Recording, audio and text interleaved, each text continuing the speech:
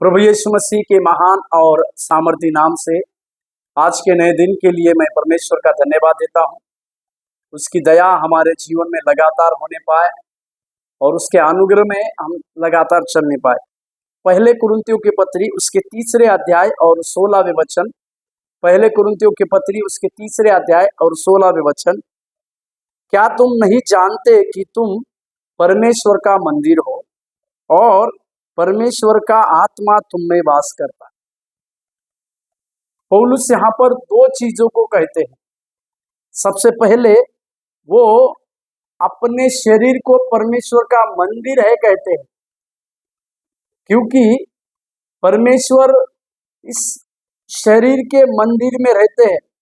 इस शरीर के द्वारा हमें परमेश्वर की महिमा, स्तुति, प्रशंसा करने की आवश्यकता है।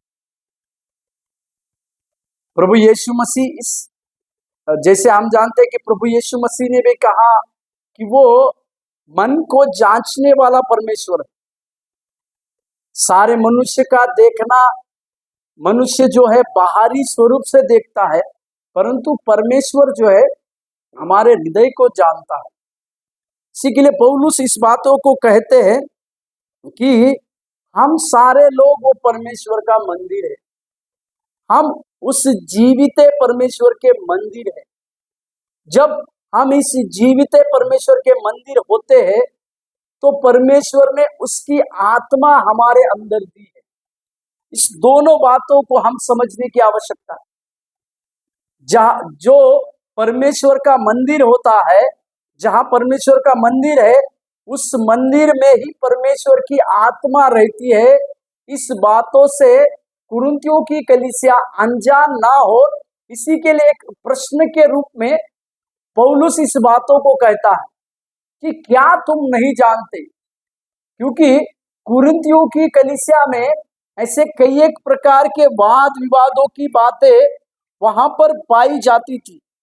इसी के लिए उस कलीसिया में होने वाले कई प्रकार के अलग अलग शिक्षा के विरोध में, कई प्रकार के अलग अलग थियोलॉजी के विरोध में, कई प्रकार के अलग अलग झुंड के बारे में पौलुस जानते हुए इसी बातों को लिखता है कि परमेश्वर का मंदिर जो है हर एक इंसान, हर एक मनुष्य का वो शरीर है, क्योंकि परमेश्वर ने हमें उसके लहू से दाम देकर, मोल लेकर छुड़ाया है।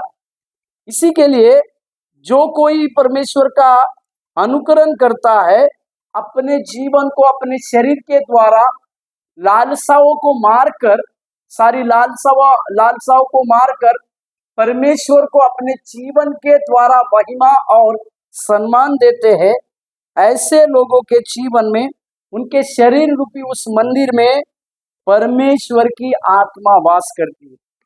मेरे प्यारों, आज सवेरे के समय में हम इसी बातों को समझने पाए कि हमारे अंदर परमेश्वर की आत्मा है और इस शरीर के द्वारा हमें निरंतर उस महान और अद्भुत परमेश्वर की स्तुति, प्रशंसा की बातों को करने की आवश्यकता है। और इसी को हम साथ करेंगे तो प्रभु हमारे जीवन में बड़े से बड़े अद्भुत कार्य करने पाए। प्रभु आपको आशीष दे। धन्यवाद।